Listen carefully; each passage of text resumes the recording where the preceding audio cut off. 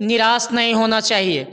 और एक युक्ति है कि असफलता यह सिद्ध करती है कि सफलता का प्रयास पूरे मन से नहीं किया गया।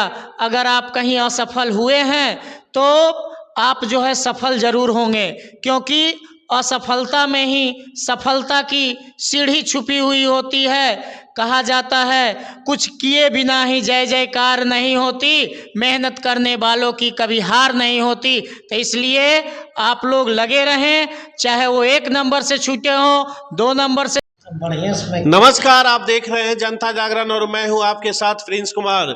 उम्मीद है आप सभी लोग अच्छे होंगे, बेहतर होंगे, खुश होंगे और शानदार होंगे, लगातार अपने जीवन में आगे बढ़ रहे होंगे। जिस तरीके से आप जानते हैं 68वीं बीपीएससी का रिजल्ट आ चुका है और जिस तरीके से बिहार में लगातार देखा जा रहा है लड़कों से ज्यादा लड़कियों की दबदबा है। अगर टॉप 10 की हम बात करें तो टॉप 10 में 6 लड़कियों का दबदबा है और पहले पोजीशन पे भी लड़की आ चुकी है। तो इससे कहीं ना कहीं एक बड़ा संकेत है कि जिस लड़की को देखकर आज के माँ बाप पहले भी डरते थे, घबराते थे, कहीं ना कहीं उससे ये परिणाम उन लोगों को एक संतोषजनक रिजल्ट दे रहा है, एक संतोषजनक हिम्मत दे रही है। इन सभी पहलुओं पे बात करने के लिए हमारे साथ सचिन सर जुड़े हैं। सचिन सर, बहुत बहुत स्वागत है आपका। बहुत बहुत धन्यवाद एवं हमारे दर्शकों को हमारा स्नेह भरा नमस्कार। जी सचिन सर, आपसे मेरा पहला सवाल होगा, 68वीं बीपीएससी जिस परीक्षा में चयनित होने के लिए लोग जन्मों जन्मों तक ललायित होते हैं कि किसी तरह से मेरा अंतिम तक भी एक रिजल्ट आ जाए, कहीं भी मेरा रोल नंबर दिख जाए, लेकिन जिस तरीके से इस रिजल्ट में लड़कियों का दबदबा देखा जा रहा है उसे आप कैसे देखते हैं? इस बार तो 68वीं बीपीएससी में लड़कियों का दबदबा रहा, इसमें कहीं संदेह नहीं है, क्योंकि जो टॉप 10 का रिजल्ट रहा बीपीएससी का उसमें 10 में से 6 लड़कियों ने अपने स्थान को हासिल किया। तो कहीं ना कहीं इस बार लड़की का परफॉर्मेंस लड़कों से बेहतर रहा है। लेकिन सर, आपसे जब हम सवाल का सिलसिला को आगे बढ़ाएंगे तो यहाँ पे एक चीज हमें ये समझना होगा कि लड़कियों का यदि ग्राफ बढ़ा है तो उसका कोई बड़ा कारण क्या हो सकता है? बिहार में लड़कियों को सरकारी नौकरी में 35% का आरक्षण या कोई और भी कारण इसका हो सकता है? जहाँ तक लड़कियों की ग्राफ की बात किया जाए तो बिहार में उनका रिजल्ट जो बढ़ा है उसमें सबसे बड़ा एक पैमाना जो उसका है, एक कारण जो उसका है, वह 35% आरक्षण है। और माननीय मुख्यमंत्री इस आरक्षण को देकर कहीं ना कहीं लड़कियों में एक उत्साह भरा है और लड़कियों के मनोबल को बढ़ाया है, जिससे लड़कियां इतने ज़्यादा मात्रा में अपने आप को रिजल्ट देकर बिहार को गौरवान्वित कर रही है। सर, आपसे ये भी हम जानना चाहेंगे, जिस तरीके से इस बार का रिजल्ट को अगर हम देखें तो कटअप पे अगर हम थोड़ा सा बात करें तो कटअप का क्या ग्राफ रहा है, कुछ बताएंगे आप? देखिए, हर साल की भांति इस साल भी कटअप सामान्य ही रहा। और जहाँ तक बात है, बच्चों ने इस बार भी हर साल की भांति मेहनत किया, तो कहीं ना कहीं जो मेहनत किया है, बरसों से लगा रहा, तो कहीं ना कहीं उसको परिणाम मिला। लेकिन सीटें बहुत कम थी, इसके चलते थोड़ा बच्चों में निराशाएं हुई होगी, लेकिन उन्हें अपनी आशा को छोड़ना नहीं चाहिए। इस बार थोड़ी वैकेंसी कम थी, लेकिन आगे उम्मीद करते हैं कि वैकेंसी और ज़्यादा बढ़ेगी और बच्चे ज़्यादा से ज़्यादा सफल होंगे। लेकिन अगर सचिन सर हम इस चीज को देखें इस तरीके से कि अभी के समय में, अभी के दौर में जिस तरह से बिहार और उत्तर प्रदेश जैसे प्रांत में लड़कियों के ऊपर अलग अलग तरह का रिस्ट्रिक्शंस होता है, प्रतिबंध होता है, आप घर से बिना पूछे बाहर ना जाएं, किसी गैर लोगों से बात ना करें, बिना सोचे समझे किसी के साथ ना कहीं जाएं, ना खान पियन, मतलब अलग अलग तरह की प्रतिबंध की धाराएं, मतलब एक दायरा होती है। उस दायरा को ध्यान में रखते हुए लड़कियां अगर इस तरह का परफॉर्मेंस कर रही है तो वास्तव में ये सराहनीय है।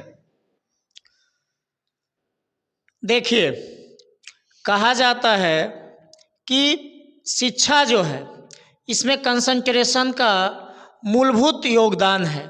अगर आप कंसंट्रेट हैं तो आप किसी भी लक्ष्य को पा सकते हैं।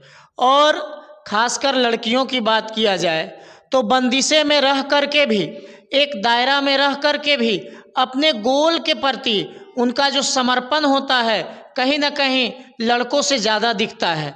और लड़कियां यह भी सोचती है आखिर हमें समाज में कुछ अच्छा करना है, कुछ अच्छा बनना है, तो हमें उसके लिए मेहनत करना है और उसके लिए वो प्रतिबद्ध रहती है। कहीं ना कहीं मेरा जहाँ तक 7-8 वर्षों का शिक्षण का जो अनुभव है उससे मैंने यह देखा कि लड़कों से बेहतर कंसंट्रेशन कहीं ना कहीं आज भी लड़कियों में है।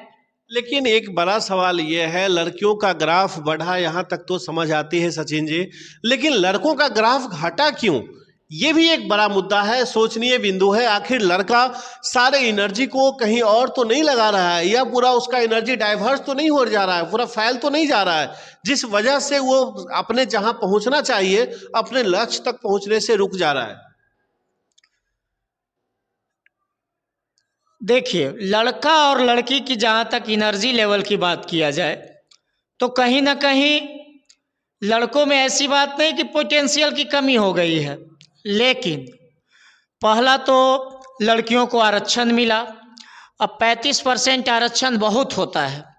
और दूसरी बात है कि आज जो लड़के हैं रियल तरीके से अगर देखा जाए वास्तविक रूप में तो अपने लक्ष्य से कहीं ना कहीं वो भटक जा रहे हैं, क्योंकि जहां उनको केंद्रित रहना चाहिए वहां वो केंद्रित नहीं रह पा रहे हैं। खासकर कोई भी बच्चे अपने गांव से जब निकलकर राजधानी में आते हैं या प्रिपरेशन करने वाले संस्थान में जाते हैं तो कहीं ना कहीं उनका फुल कंसंट्रेशन स्टडी के प्रति नहीं रहता है।